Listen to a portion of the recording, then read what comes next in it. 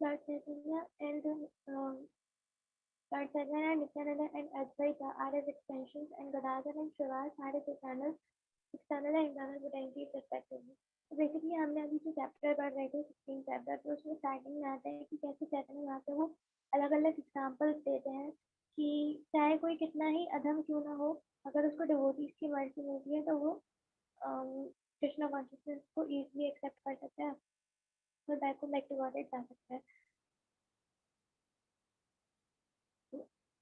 और यहाँ पे फिर लॉर्ड चैतन्य महाप्रभु के बारे में कि कैसे वो भक्त अवतार है, और लॉर्ड नित्यानंद, लॉर्ड अद्वैताचार्य, ये दोनों विष्णु तत्व है, इंक्लूडिंग श्री चैतन्य महाप्रभु और शिवास पंडित, वो सारे डिवोटीज को रिप्रेजेंट कर रहे हैं, और गदाधर प्रभु वो श्रीमती राधा रानी की एक्सपेंशन है। तो ये पूरा डिस्क्रिप्शन आता है इस चैप्टर में अबाउट पंचतत्व। The Sankirtan movement is inaugurated by Lord Caitanya. It's a transcendental pastime of the Lord. By it, I live simultaneously to preach and popularize this movement in the material world. In that Sankirtan movement of Lord Chaitanya, Nityananda, and Advaita are his expansions, and Gadadhar and Srivasa are his internal and marginal potencies, respectively. The living entities are also called marginal potency because they have either of two altitudes, namely the tendency to surrender unto Krishna or the tendency to become independent of him and try to for enjoyment, material enjoyment. Due to this propensity for material enjoyment, the living entity becomes contaminated by the material world. When a living entity is dominated by a desire for material enjoyment and becomes entangled in the material world, he is subjected to the threefold miseries of material existence. Later life example is shown how Lord Chaitanya Sankirtan movement can from the miseries of material. The desire for material enjoyment is just like a seed sown in the earth. So the seed is inundated by too much water, there is no possibility of its fructifying. Similarly, if a conditioned soul is captivated by material enjoyment, because the seed of such enjoyment is within his heart, he can be overwhelmed and overpowered by a transcendental activities performed in the love of life. In this way, the seed of material engagement cannot fructify into the conditioned soul of material into a conditioned life of material activity. The conditioned living entities in the present age of Kali are being overpowered by the flood of love of God inaugurated by Lord Chaitanya and his associates.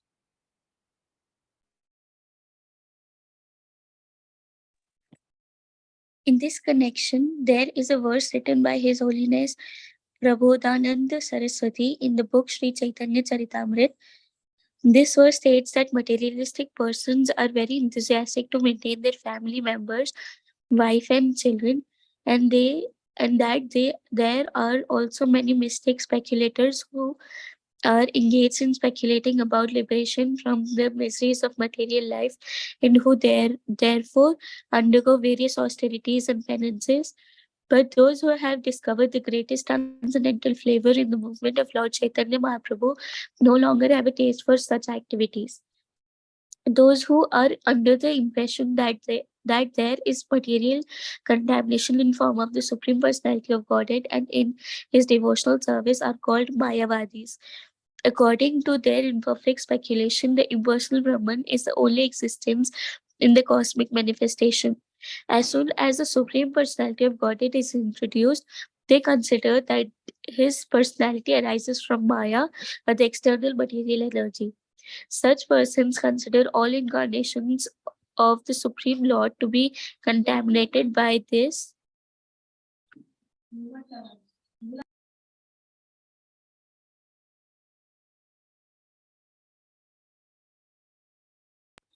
Such persons consider all incarnations of Supreme Lord to be contaminated by this material energy. According to them, the material body and the activities of material matter are all that give a giving living and being an individual identity.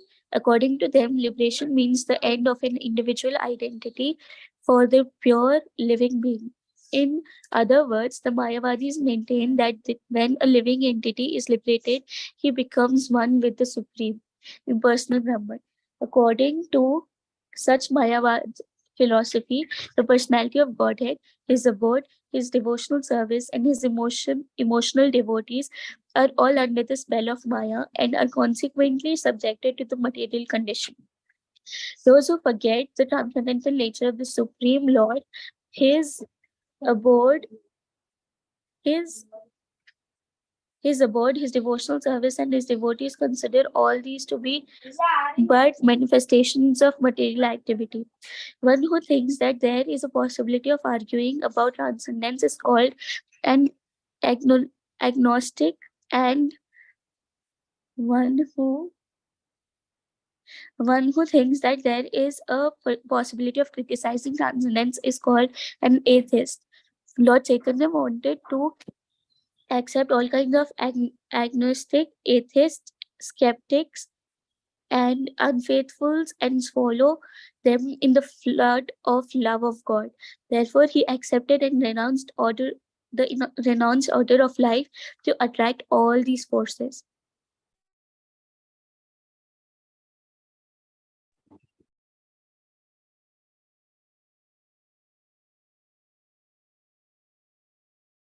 Lord Chaitanya remained a household until his 24th years, and in the 25th year of his life, he accepted the renounced order. After accepting the renounced order, sannyasa, he attracted many other sannyasis.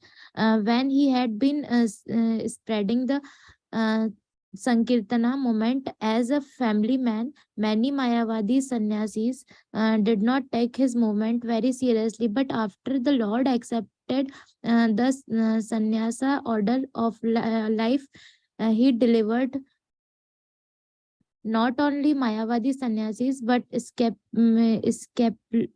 speculative students, atheists, and those who were attached to fruitive activities and unnecessary criticism. The Lord was so kind that He accepted all these people and delivered to them the most important factor in life, love of God. The To fulfill His mission of bestowing love of God upon the conditioned soul, Lord Chaitanya devised many methods to attract those who were uh, uninterested in love of God. After he accepted the renounced order, all the agnostics, critics, atheists, and mental speculators become his student and followers. Even many who were not Hindus and who did not follow the Vedic principles accepted Lord Chaitanya as the supreme teacher. The only persons who avoided the mercy of Sri Chaitanya Mahaprabhu were those sannyasis who were known as the Mayavadi philosophers of Banaras. Their plight is described by Srila Bhakti Siddhanta Saraswati Goswami. The Mayavadi philosopher of Banaras were less intelligent because they wanted to measure everything by direct prescription. On this basis, they calculated that whatever is pursued by material means is Maya, and Maya are illusion.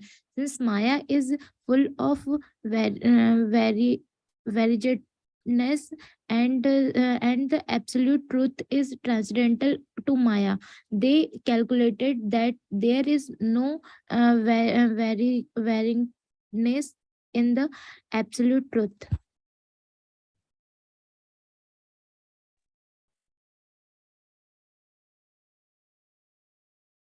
During Chaitanya Mahaprabhu's time, there were also other impersonalist philosophers known as the Mayavadi philosophers of Sarnath. Sarnath is a place near Banaras where Buddhist philosophers used to reside, and even today many stupas of the Buddhist Mayavadis can be seen.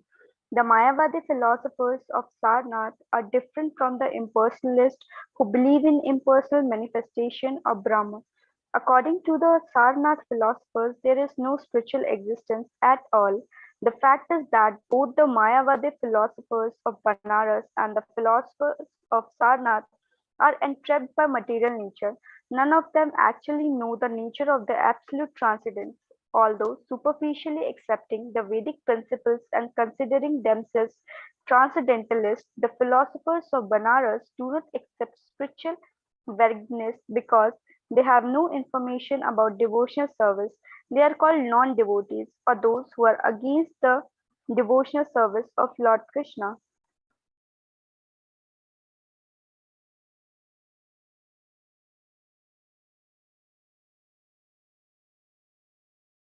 The impersonalists speculate on the Supreme Personality of Godhead and his devotees and subject them to the test of direct perception. But the Lord, his devotees, and his devotional service are not subject to direct perception. In other words, spiritual vagueness is known to Mayavadi philosophy. Therefore, all the Mayavadi philosophers and sannyasis criticized Lord Chaitanya when he was conducting his Sankirtan movement. They were surprised to see Lord Chaitanya chanting and dancing after he accepted his sannyas order from Keshav Bharati, for Keshav Bharati belonged to the Mayavadi school. Since Lord Chaitanya therefore also belonged to the Mayavadi sect of sannyasis, the Mayavadis were surprised to see him engage in chanting and dancing instead of hearing or reading the Vedanta Sutras as is the custom. The Mayavadi philosophers are very fond of Vedanta and they misinterpret it in their own way. Misunderstanding their own position, they criticize Lord Chaitanya as an unauthorized sannyasi, arguing that because he was a sentimentalist, he was not actually a bona fide sannyasi.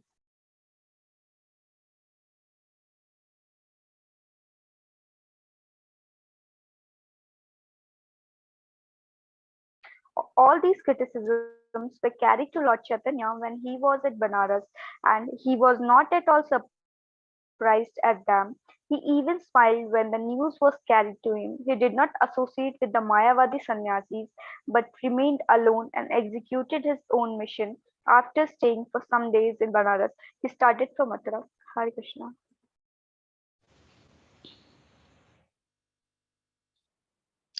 Chapter 18 Conservation with Prakashananda. According to the principles of the Mayavadi, sannyasis singing, dancing, and playing music instruments are strictly prohibited, for they are considered to be sinful activities.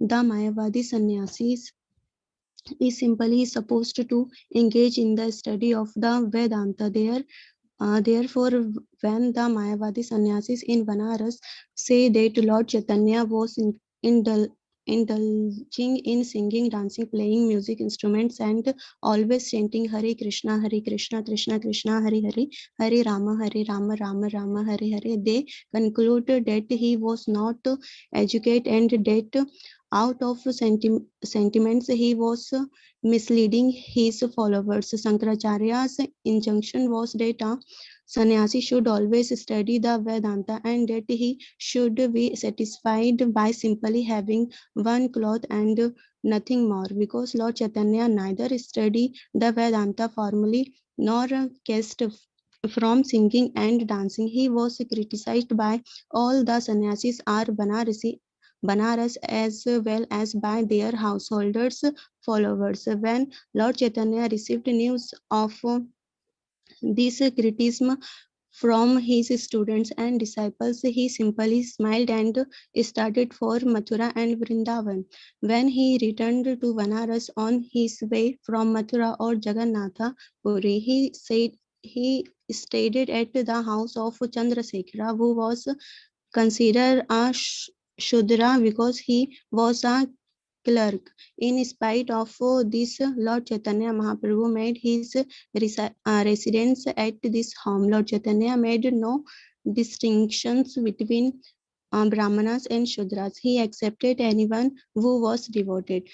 Customarily, a sannyasi is supposed to take shelter and eat in the home of a brahmana, but Chaitanya Mahaprabhu, as the independent supreme personality of Godhead, used his own discretion and decided to stay at Chandrasekhara house.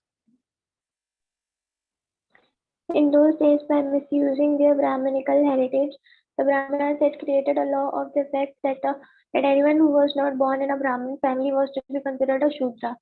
Thus, even the Kshatriyas and Vaishyas were also considered Shudras.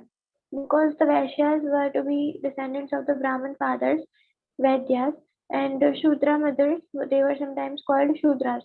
So, thus, Chandrasekhar, although born in a Vaidya family, was called a Shudra in Banaras. As long as Lord Chaitanya stayed in Banaras, he remained at Chandrasekhar's home, and he took his food at the home of Tapan Mishra. When Sanatana Goswami met Lord Chaitanya at Banaras, he learned the process and principles of devotional service during 2 months of continual teaching. Lord Chaitanya's instructions to Sanatana Goswami have been described in the first part of this book. After receiving these teachings, Sanatana Goswami was authorized to propagate the principles of devotional service and Srimad Bhagavatam. It was during this time that both Tapan Mishra and Chandrasekhar were feeling very sorry about the strong criticism against Lord Chaitanya, and they came together and prayed for the Lord to meet the Mayavadi sannyasis. We have been mortified by hearing unfavorable criticisms from the Mayavadi sannyasis against you. They informed Lord Chaitanya. Indeed, it has become intolerable for us. They requested the Lord to do something so that these criticisms would be stopped. While they were discussing this subject, a Brahmana came to Lord Chaitanya and invited him to his home. All the sannyasis but Chaitanya Mahaprabhu had been invited, and now the Brahmana came to invite him. Knowing that the Lord did not mix with Mayavadi sannyasis, the Brahmana fell down at Chaitanya Mahaprabhu's feet and implored him. Although I know that you do not accept invitations, I still implore you to come and take prasadam at my home with the other sannyasis. If you accept this invitation, I will consider it a special favor. The Lord took this opportunity and accepted the Brahmana's invitation in order to meet the Mayavadi sannyasis. Actually, this was an arrangement made by the Lord himself. Although the Brahmana who invited him knew that the Lord did not accept any invitations, he was still very eager to invite him. The next day, Lord Chaitanya went to the house of Brahmana and saw that all the Mayavadi sannyasis were sitting there. He offered his respects to all the sannyasis as was customary and then went to wash his feet.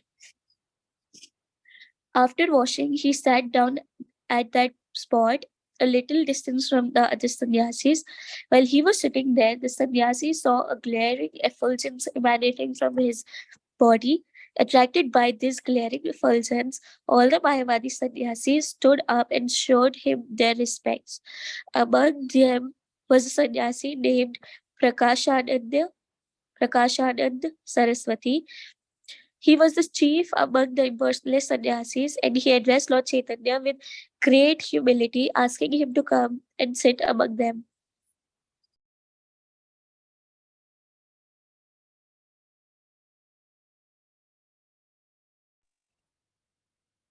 My dear sir, why are you sitting in that filthy place? He asked. Please come and sit with us. Oh, I belong to an inferior sect of sannyasis. Lord Chaitanya replied, therefore, I think that I should not sit with you. Let me remain down here. Prakashananda was surprised to hear such a thing from such a learned man. Uh, and he took the Lord's hand and requested him to please come and sit with him and the other sannyasis.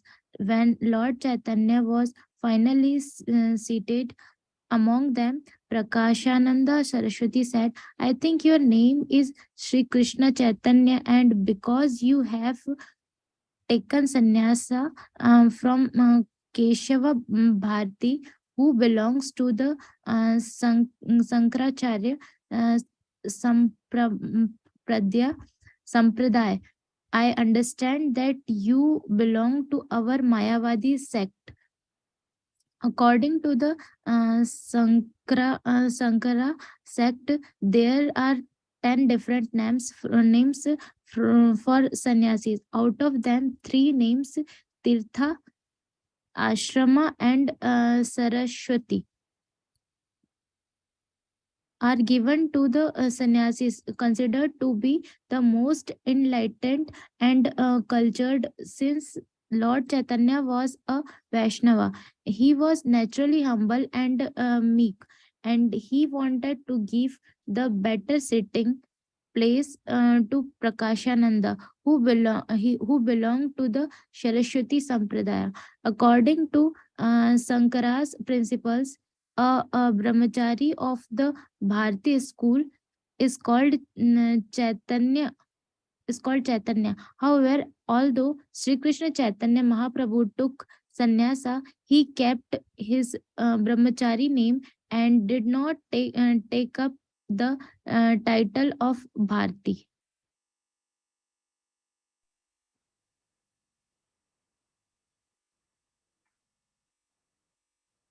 Well, sir, Prasananda Saraswati continued, you belong to a Sankara sect and you are living in Banaras, so why don't you mix with us? What is the reason?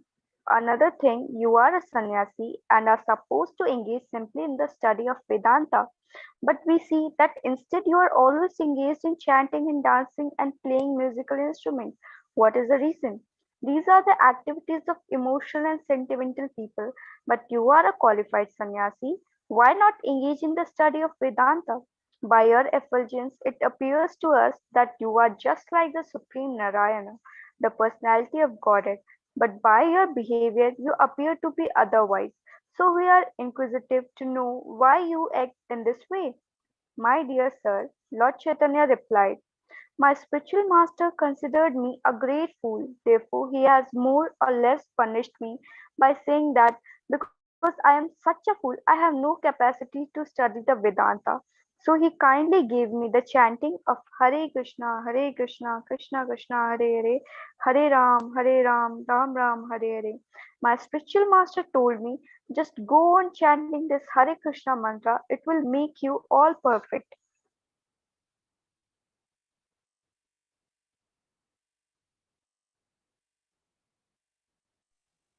Actually, Lord Chaitanya was neither foolish nor ignorant of the principles of the Vedanta. His purpose was to demonstrate to modern society that fools who have no history of penance and austerity should not try to study the Vedanta just for some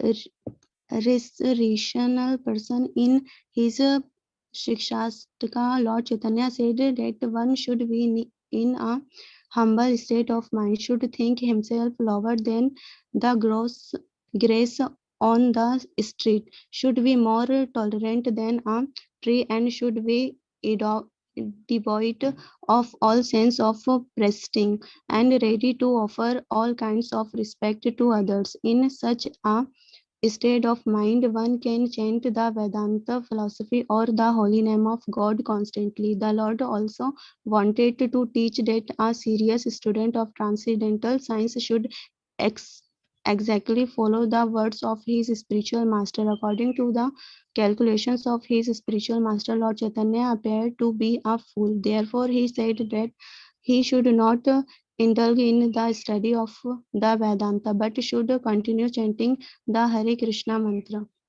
Lord Chaitanya strictly obeyed this order. In the other words, Lord Chaitanya impressed on the Mayavadi that the words of a bona fide spiritual master must be strictly followed. One who does so become perfect in all respects. The word Vedanta means the last word of The Ved. word Veda means the last word of Vedic knowledge. This is to understand Krishna. As Krishna states in the Bhagavad Gita, Vedeshcha sarver aham eva vedya. By all the Vedas I am to be known. When one actually comes to understand the Vedanta, he comes to know He comes to know Krishna and his relationship with Krishna. And one who understands Krishna understands everything.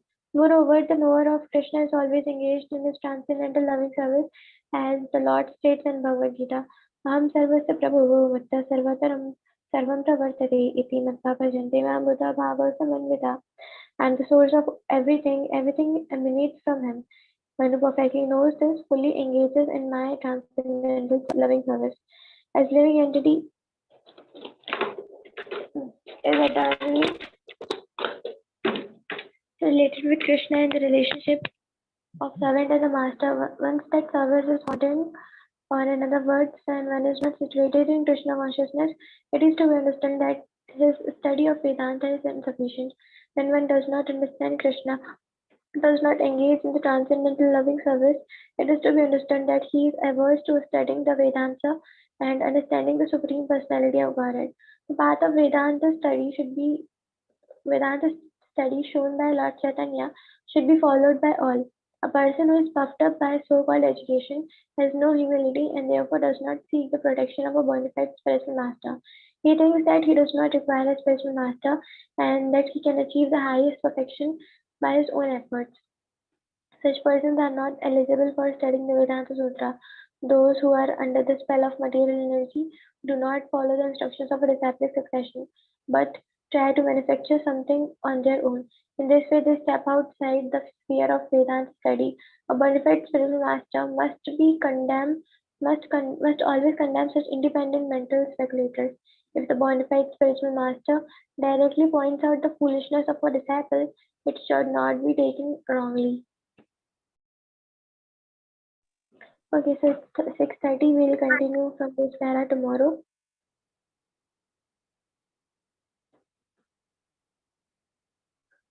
Anyone wants to do Guru Vandana?